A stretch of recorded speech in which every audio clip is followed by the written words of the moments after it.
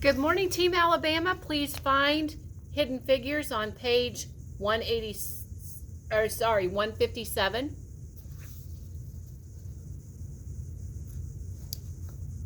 We're going to do about midway through the page. When interviewed about his victory by the newspapers, Levi explained that the secret to his victory was the slimness of his machine, which helped to lower the wind resistance. Levi won a gold trophy, a new bicycle, and a spot at the National All-American Soapbox Derby in Akron, Ohio. There, he would face off against drivers from around the country in front of 75,000 fans on a track where speeds could exceed 30 miles per hour. Levi Jackson was the first colored boy in history to win the Hampton Roads area's Soapbox Derby. From the moment he won, donations started rolling in from the black community, service organizations, and social clubs. Black-owned businesses and black churches, all eager to support Levi's big trip to Akron. The African-American community shared Levi's victory. If a black kid could take home the Soapbox Derby trophy, what else might be possible? Achievement through hard work, social progress through science. That's what Mary believed in. And when Levi took the first place trophy, she was bursting with pride. When a reporter for the Norfolk Journal and Guide asked Levi what he wanted to do when he grew up, he said, "I want to be an engineer like my mother."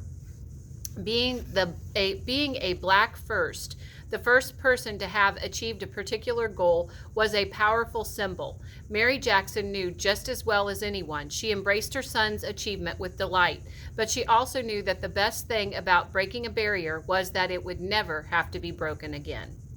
Possibilities for women. Mary Jackson believed that achievement worked like a bank account.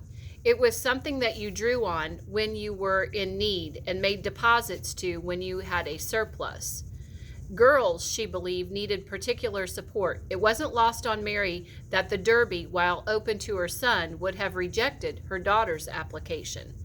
At work, she and the other female mathematicians were no strangers to encountering barriers based on their gender. Despite the relatively large number of women now working at NASA, most female technical professionals, black and white, were classified as mathematicians or computers, rather than engineers. They were paid less, even if they were doing the same work. Mary developed allies among the white women she worked with. She asked one white colleague to participate in a career panel in 1962. Organized by the local chapter of the National Council of Negro Women.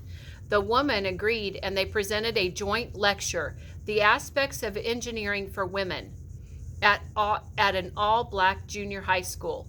Their appearance on the stage together made a powerful statement about the possibilities of the engineering field for black girls. Mary was black, and her colleague Emma Jean was white. Mary was short, and Emma Jean was tall. They looked different, but they worked with each other, and they also worked with men. Mary had earned her engineering title through hard work, talent, and drive, but she knew she owed a debt of gratitude to those women who had led the way. Each woman who had come before her had cracked the hole in the wall a little wider, allowing the next talent to come through. Now Mary wanted to make room for the women coming behind her.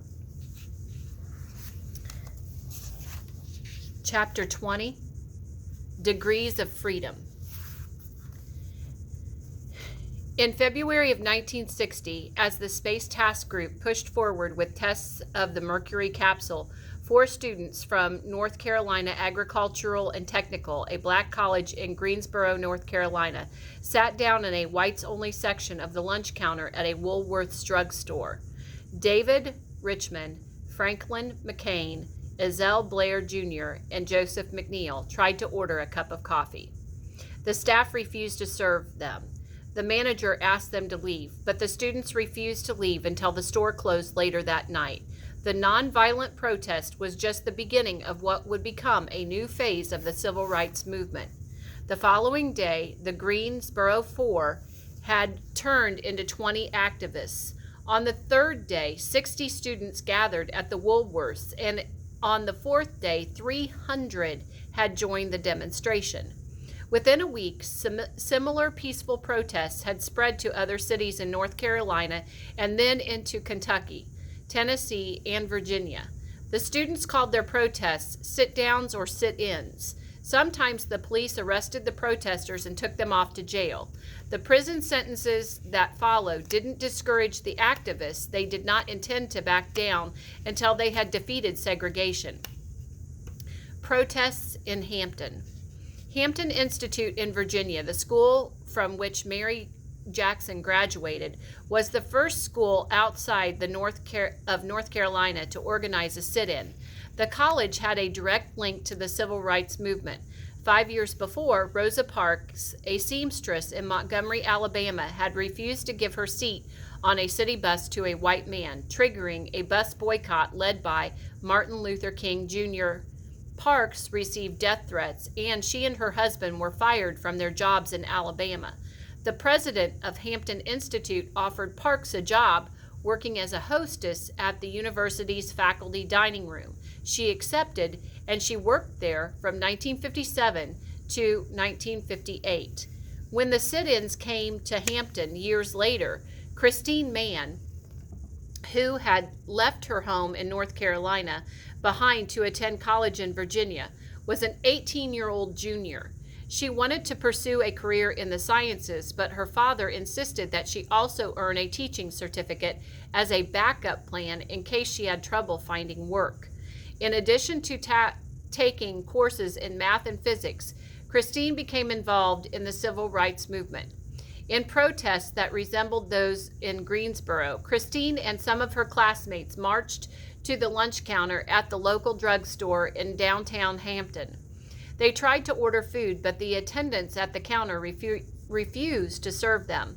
So they then sat, reading or working on homework assignments. They were quietly protesting, and when they refused to leave, the owner shut down the store in the middle of the afternoon. The next month, 500 students staged a peaceful protest in downtown Hampton. "We want to be treated as American citizens," said the outspoken leaders of the student movement. "If this means integration in all areas of life, then that is what we want." The Hampton Institute campus was alive with the possibility of significant social change. Christine also joined voter registration drives, walking door to door in black neighborhoods, urging residents to register to vote in November of the 1960 elections. A rumor circulated on campus that the astronauts supported the students' protests. The astronauts represented mainstream America. The very idea that those buzz-cut middle American men were standing with the student activists adding their voice to call for equal opportunity for all Americans was thrilling. It didn't matter if it was true. It inspired them either way. Progress at Langley in 1960s. The culture was changing at the Langley Research Center too. When Dorothy Vaughan turned off the lights in the West Area Computing Office for the last time, she and the remaining women in the segregated pool were sent out to other divisions at the lab. The era of West Computing, a separate division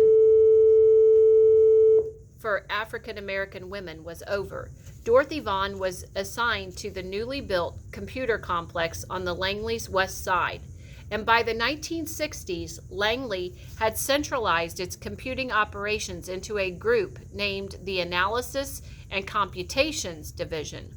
It served all of the center's research operations as well as providing electronic computing services to outside contractors.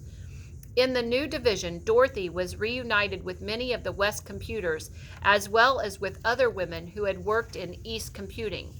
More striking than the racial integration of the female mathematician was the fact that men had joined the team. Computing had been promoted in status from being an all-female service organization to a respected co-ed division. Computing was no longer considered women's work. However, with the increasing use of computer technology and aeronautical research, some of the older women at Langley, who still did most of their work using the older model mechanical calculators, fell out of touch. The early 1960s were a time of change in the history of computing, a dividing line between the time when computers were human and when they were machines. Computing jobs were no longer handed off to a room full of women punching numbers into $500 mechanical calculating machines. Room-sized computers that cost more than $1 million each now did the same work and did it many times faster. Faced with this new era in computing, 50-year-old Dorothy Vaughan reinvented herself as a computer programmer. Engineers still came to her and asked her for help. Now, instead of assigning the task to one of her staff or doing the computations herself, she programmed the calculations into an IBM computer and let the machine do the math. In the past, Dorothy would have set up the equations in a data sheet and showed one of the women computers how to fill it out. As a computer programmer, she converted the equations into the computer's language, Fortran. By using a special machine to punch holes into the 7 3/8 by 1 3/4 inch cards, each card represented one set of instructions for the computer. The longer or more complex the programs, the more cards Dorothy and another programmer fed into the computer. The machines could not take more than 2,000 cards or 2,000 lines of instruction. Even modest programs could require a tray with hundreds of cards, which had to remain in the correct order. As powerful as the computers were, Project Mercury required even more electronic brain power than Langley had available. And at the end of 1960, NASA purchased two IBM 7090 computers and installed them in a state-of-the-art facility in Washington, D.C. The computer lab was part of the Goddard Space Flight Center, which opened in 1959 in Greenbelt, Maryland. NASA established a third computer data center in Bermuda. Together, these three computers would be able to monitor and analyze all aspects of the space flights, from launch to splashdown. Okay, guys, there were a bunch of facts there that we could add. Please go ahead, if you are not at your 50 facts, add 5 more facts. And we are going to stop there for today. Have a great rest of your day, Team Alabama.